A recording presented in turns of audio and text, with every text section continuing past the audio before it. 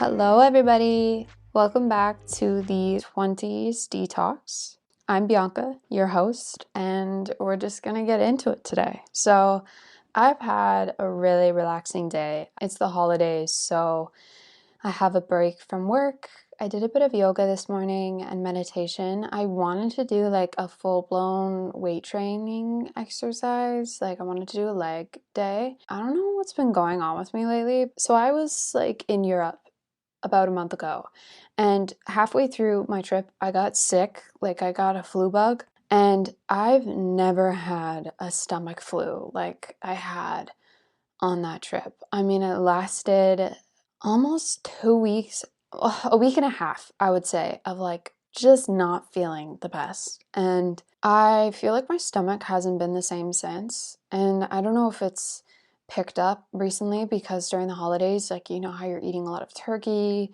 you're having lots of desserts, you're having probably a little bit more of everything than what you're normally used to. So my stomach has just been not it. And I haven't had the energy to do some of the workouts that I wanted to do. Just feel like myself kind of thing. But that's okay. I need to like come at myself with a bit of kindness and compassion during these moments, because if I push myself, then that's when shit really hits the fan, because my immune system, I wouldn't say, is as strong as everyone else's. It's not like I'm immunocompromised in any way, but I definitely have my moments where I'm like, okay, B, like, let's just slow down for a second, drink your water, take a nap. Anyway, I've set the mood. It's about 3 o'clock my time. I've set some candles. I've cleaned up my room a little bit. My plants are around me. It's a great time. And I also have a big glass of water. It's also coming up to New Year's Eve, and I've just been seeing so much online of New Year's resolutions lately and what they're going to do for the new year. And honestly, I've never really been somebody who has been a huge New Year's resolution gal. Like in the past year or so, have been way more into journaling and like to do monthly reflections of what has been working, what hasn't been working, what intentions I want to set for the next month. Like it's easier for me as a person how I'm feeling on a month-to-month basis, because a lot can happen in a year, you know? And me setting intentions for a year seems pretty daunting for me. And I don't know if it's the Pisces, the dreamer inside of myself, but I tend to set these expectations that are just really not realistic and immediately feel put down. Like I can set better goals for myself, better intentions when I've limited it to 30 days. Like kind of assess, since like I said earlier, I'm a big dreamer, kind of assess what techniques are working, what isn't, because what may work for me may not work for you. And that is why when used to set these New Year's resolutions of things I wanted to do, sometimes I would really I would get down on myself because I'm like, wait, why is this not working for me? Is something wrong with me? I mean, there's like, I would say to not be too specific for 2023. I really want to focus on my health. Like I mentioned a little earlier, like my immune system is not the best. And I think that a lot of people are kind of struggling, just like I have been, maybe getting sick more than what they're used to. I mean, there's still a freaking pandemic going on, and I feel like there's constantly some sort of virus going around on top of COVID. There's still quite a lot of fear around it all. There are people really afraid of interacting with others, going outside, and I feel like I need to get a handle on it a little bit more. Figure out this stomach issue. I don't know if anybody else has been dealing with like that in the last few months, because man, I haven't got the flu in years. Years. And all of a sudden I was like hit with it on my traveling trip. Like that just sucked. I really tried to make the best of it though. Like I was like, I can get down on myself, but from past experience of me just pushing through, which I did kind of. Actually, okay, let me explain a little bit what happened. So, I was in Nice at the time, and Oh my gosh, I would say Nice was one of my favorite places I visited. It was just so beautiful. My friend and I were like, okay, this is it. We're moving here. Like, she would always say this thing like, twist my arm. Okay, let's do it. We decided to do some journaling on the beach before we got dinner. And as we were journaling, my friend told me like, I'm really surprised none of us got sick. And cocky myself, being so cocky, I was like, I'm not that surprised. Like, we've been taking good care of ourselves. We're not like drinking too much. We are not in like extremely cold places where I feel like more people are getting sick. Well, I kind of spoke too soon there. So everything was fine that night. Like, we went out for dinner. I was okay. Yes, I was a little cold. I felt like I underdressed that night. That was like another thing. I had to pack for every season. Like, there's pros and cons of traveling during off-season, fall time when you're in Europe, because when you go during that time, and where I live is Canada, so it gets a little chilly, okay, in, I would say, mid-November. So when I left, it was around Thanksgiving, Canadian Thanksgiving. It was like regular fall weather. I flew to Ireland, still kind of fall vibes. And then Portugal, Spain, full-blown summer, right? Come to think of it, maybe the fluctuations in weather played a part in why I got sick. When I came back, I was cold and I FaceTimed my boyfriend. Everything was fine. Like, I was totally, totally fine. And then I wake up in the middle of the night and I got the chills. I'm like, shit, am I getting a fever? Honestly, the first thought is, do I have COVID? Because if I have COVID, what am I going to do? I can't get on the plane in the next couple days where I'm going to Rome. I had massive anxiety because I really don't like getting sick. I get afraid that if I get too sick, I need to go to the hospital. I mean, it's different here. I'm not familiar with the health system. I basically had a little, like, not a panic attack, anxiety. So I didn't sleep well on top of really not feeling well. And I woke up a few times, my stomach was hurting. And by the time it was the morning, I told my friend, I was like, I'm really not feeling good. And she's like, oh, really? I was like, yeah. And I could have been like, I'm going to keep sleeping and resting because, like, clearly I'm not good. But me, stubborn self, I was like, I'm probably fine.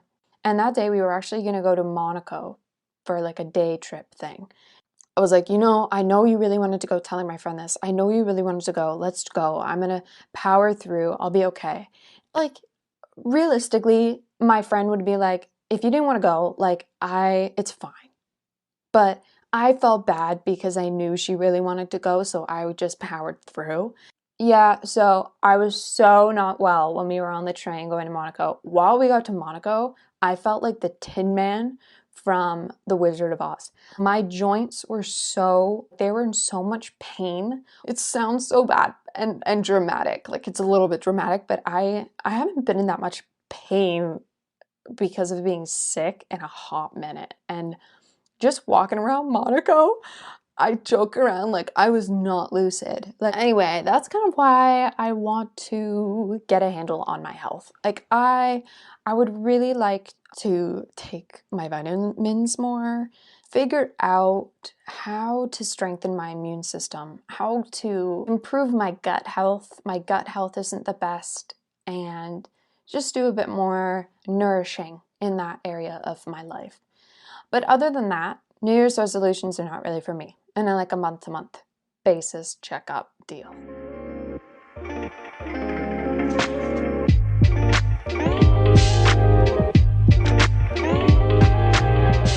So that's a little recap of whatever I'm thinking in the moment. And today I asked on Instagram, what is your experience with post-graduation? How did you feel after post-graduation? Because for me, when I graduated, it was during the pandemic, and have to admit that in my last year, I really was not resonating with the program anymore. I didn't even really care for it. So much was happening in my life. So much was happening in everyone's lives. Studying online, going to labs, checking into with my COVID symptoms, wearing multiple masks. It was exhausting. And because the fun stuff, I guess I did forensic science, so fun for us being forensic science students, not for the rest of the people because it's a gory subject, but the interesting fun stuff that they were, raving about in my first year was stripped from me and my peers because the pandemic didn't allow it. And that's nobody's fault. Basically, powering through with my willpower every day, studying 12-hour plus days.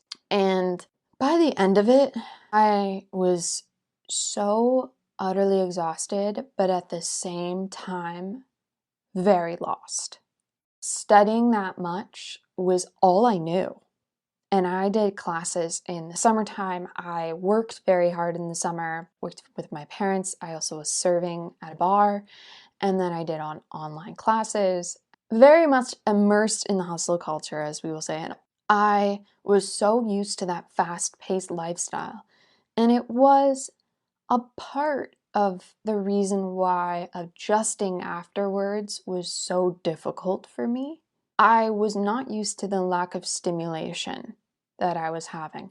And not only that, I felt extremely down on myself. It felt right, but it's not always a very easy experience to go through because maybe you'll experience some self-doubt. Have I made the right decision? Should I just go through with my master's? Maybe it's because of the pandemic.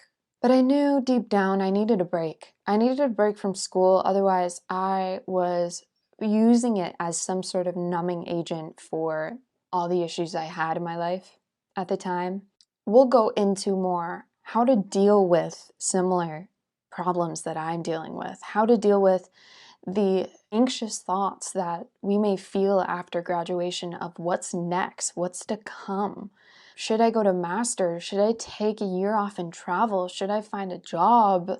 Have I done the right thing? Did I do this for myself? Did I do it for my parents? All of these thoughts can become so overwhelming that you're just like, oh my God, just shut off. Like my brain needs to just shut off right now. I asked some of you guys, what was your experience? Because I don't want to just talk about it as being post-graduation just sucks and it isn't the best. And I mean, the adjustment process, like I said, is probably the most difficult thing, but not everybody deals with a bad post-grad. Some people deal with excitement and happiness. And I wanted to learn something from them. I wanted to teach you guys of some of the things I learned from the process. It's been about, when did I graduate? It's been about almost 2 years now, a little more than a year and a half. When I went through it in the beginning, I felt so alone. And if I can offer you guys anything, if you're going through this process, is you are so not alone in this. It may feel very lonely, but it doesn't mean that you're alone. There are ways and things you can do to help make the adjustment process easier. And just because you are changing a degree or changing a career or trying to figure things out of what's next and what's to come, it doesn't mean that you got to suffer, okay? There are ways for us to cope with this in a healthier way. So let's read what some of you guys said. My question was, for anybody who graduated from college and university, how did you feel in the months after it? There were 3 options I gave. Did you feel happy? Did you feel bittersweet? Or did you feel really stressed and down? The percentage of what people felt was 9% of you said, I was so happy. 47% of you said kind of bittersweet.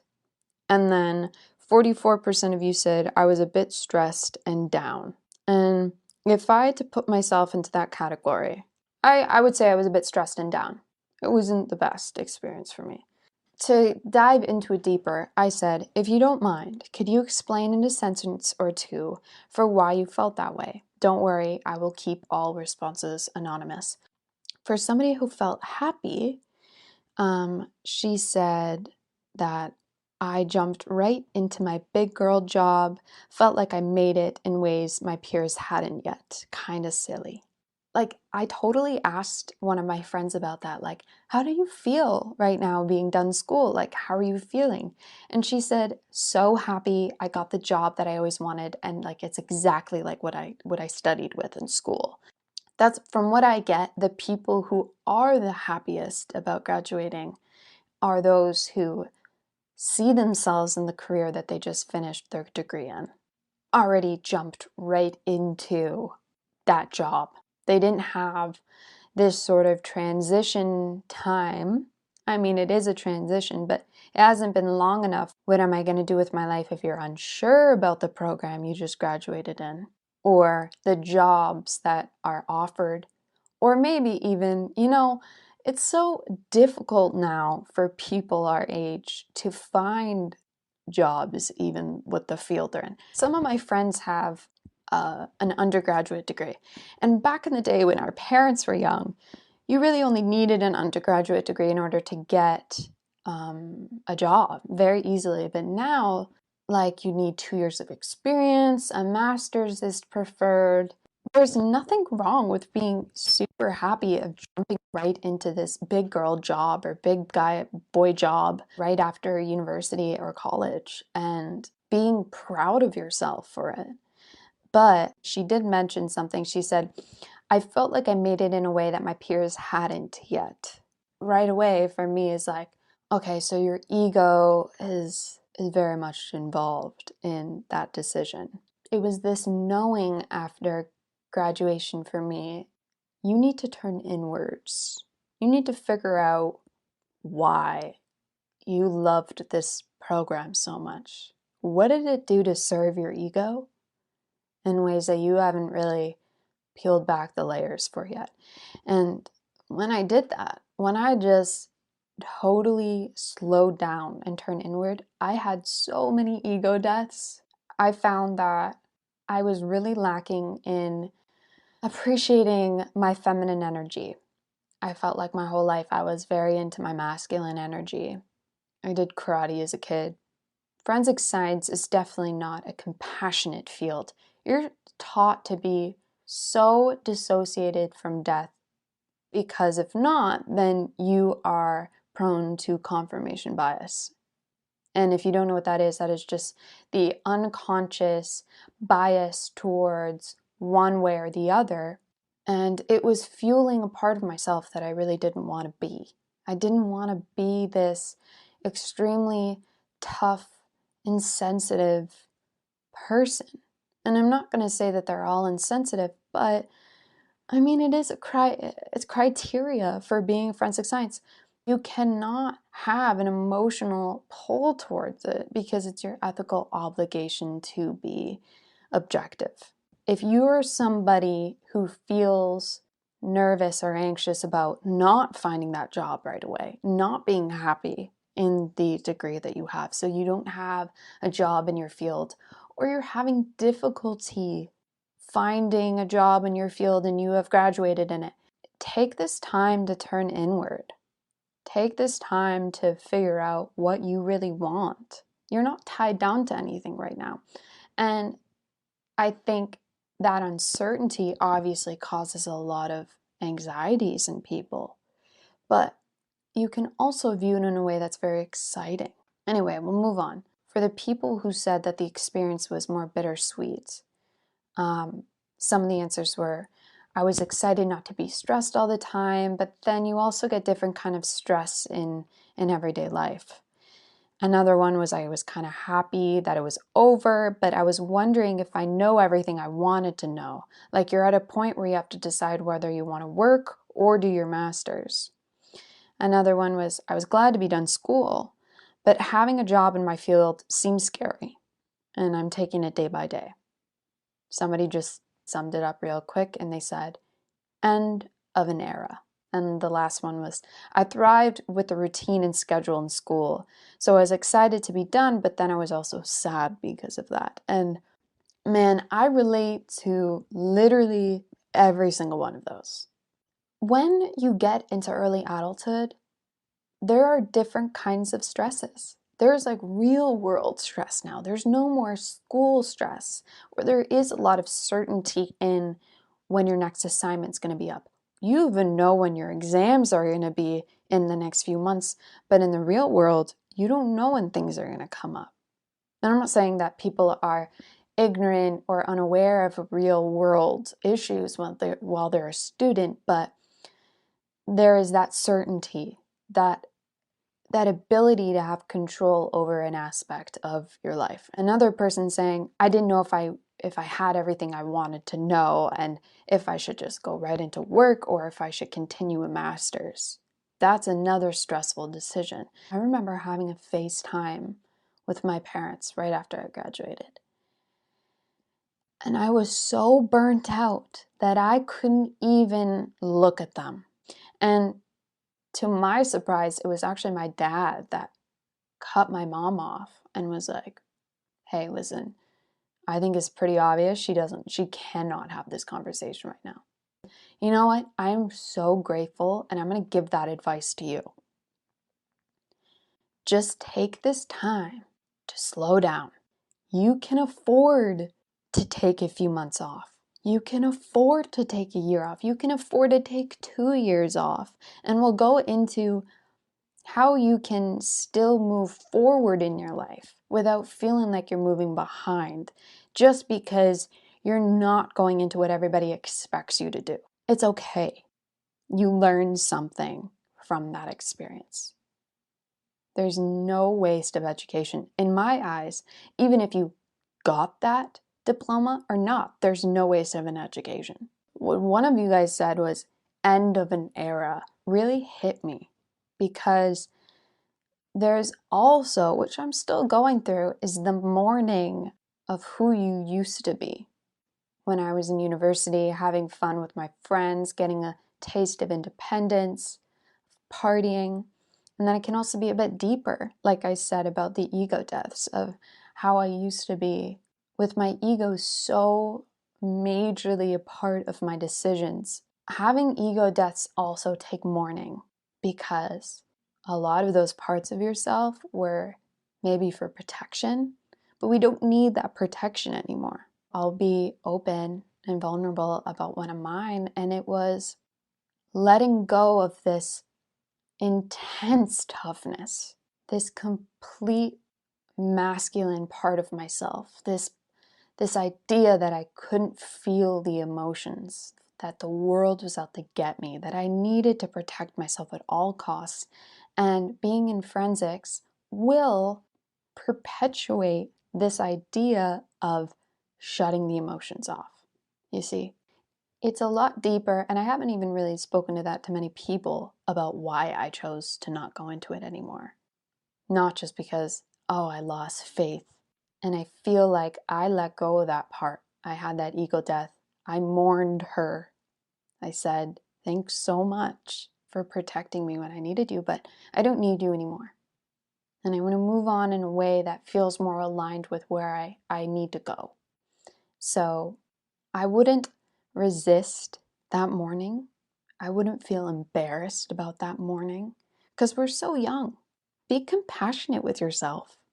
Allow yourself to mourn the experiences that you're missing, the people you're missing that you're not able to connect with anymore, because that's another thing. When you move back home or you move away, you're going to lose some friends, and it's going to be hard. But I think that for me, everything does happen for a reason, and I grow as a person through every experience. And the world, like I said, is not out to get me.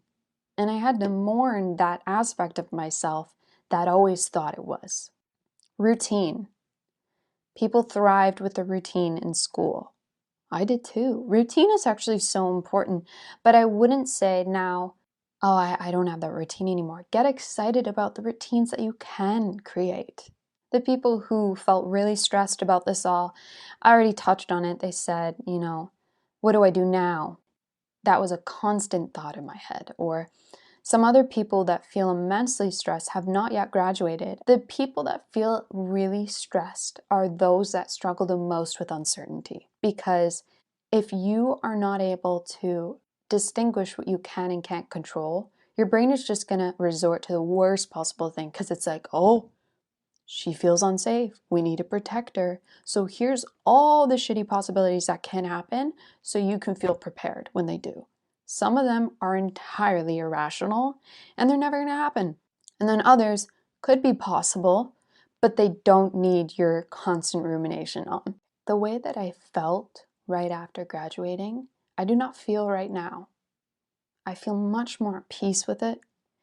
I feel more myself. I feel more clear every day of what I want to do.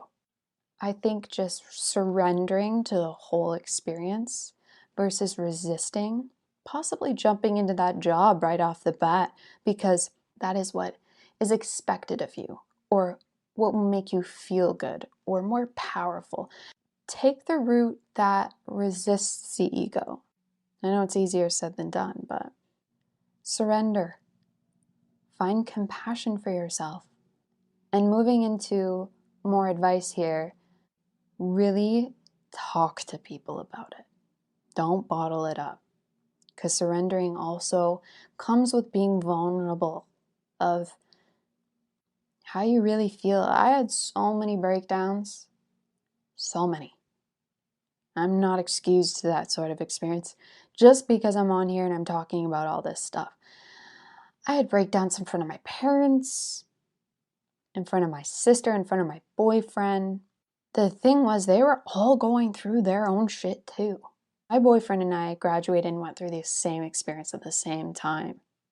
And it was kind of hard on both of us. Because if one of us is committing to surrendering and the other is resisting, it may trigger some things, make us uncomfortable. But we got through it.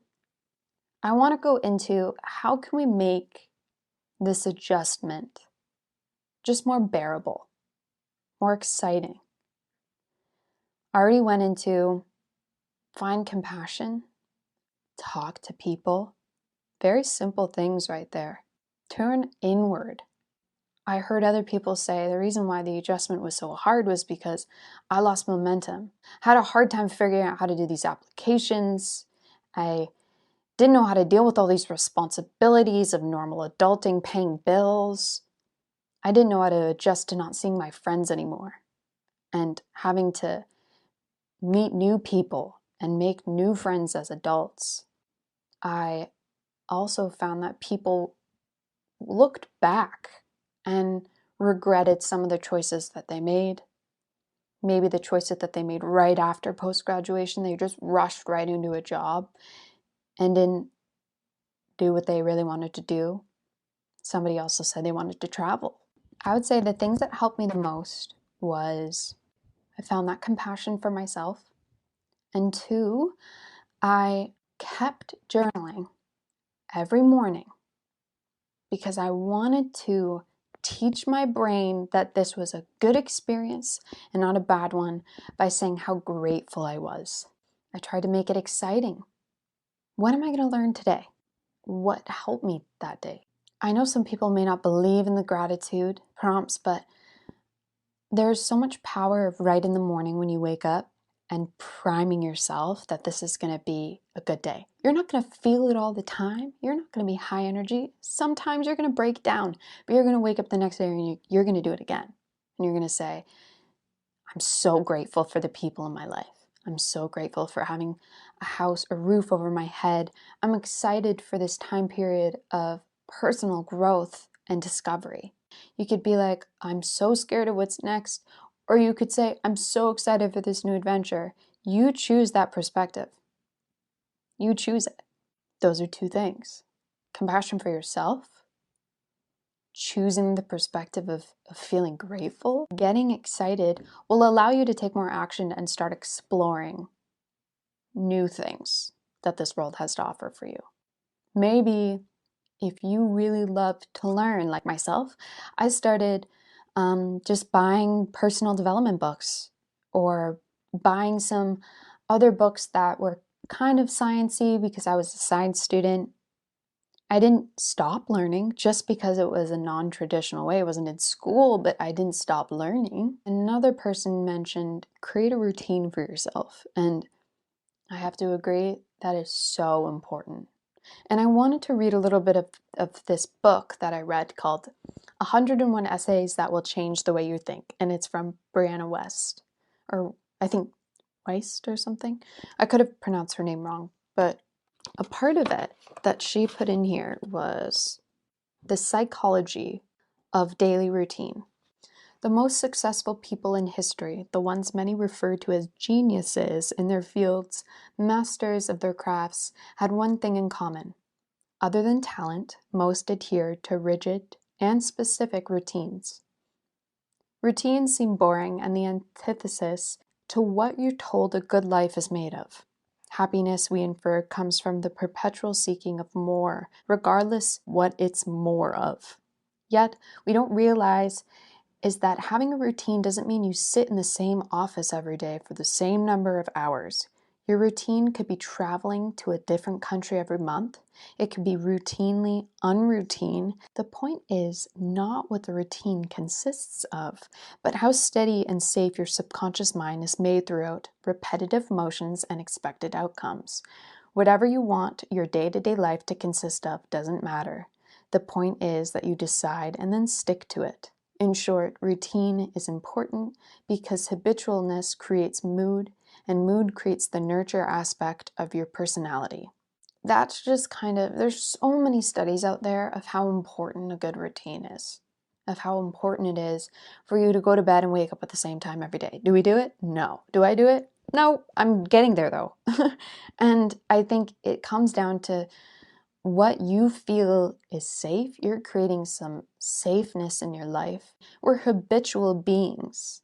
We love familiarity.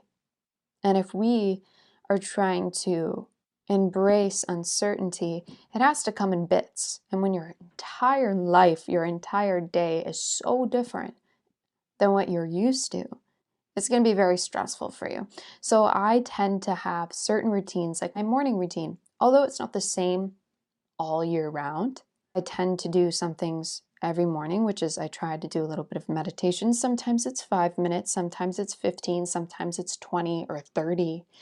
Sometimes if I feel up for it, I'll read a little bit in the morning, something I feel enjoyable, or I'll watch a little bit of a small town show, like I said before. And I feel like that allows me to be much more resilient throughout my day, because your willpower is limited.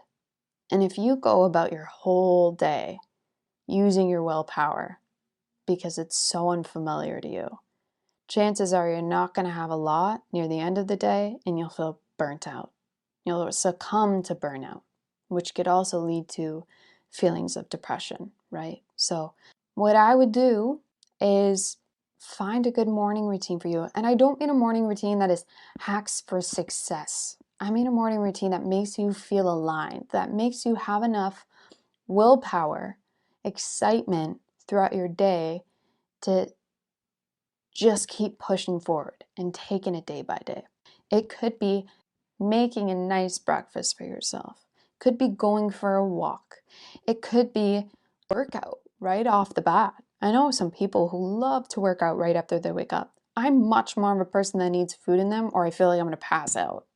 There are so many different things that you can do to create that sort of stability in your life in order to tackle other tasks throughout the day. Change is hard for everyone, but the adjustment will eventually become more familiar. Your brain is going to adjust. And with all three of those things, find compassion in yourself. Give yourself a hug. Let yourself cry when it's hard. But then you wake up and you still try and find the brighter end of it. You write out those grateful prompts in the morning. I don't want to say lie to yourself, but convince yourself that the world is not against you and the world is trying to help you. Because if you choose to see more things, your brain, it's called your reticular activating system, your RAS, is going to choose to see more positives, and you're going to take more positive action. And then lastly, create a routine for yourself so that this constant search for what is next for me, is not going to be as draining because at least you have some stability throughout your day that doesn't use your willpower, but in fact, it fills up your energy. Yeah. Anyway, I really liked talking to you guys and having you kind of like stimulate my ideas here because, like, in fact, it wasn't fully my ideas. I let the conversation flow out of me, but you guys also had that advice. And that's also why I felt so called to asking you all on Instagram because I don't know everything. I'm still a student myself. I hope you guys have an amazing rest of your week. And if I don't know when I'm going to post this, but if the holidays are done and it's the new year, hope that you're having an amazing start of your new year. And I will see you guys next time. All right. Bye.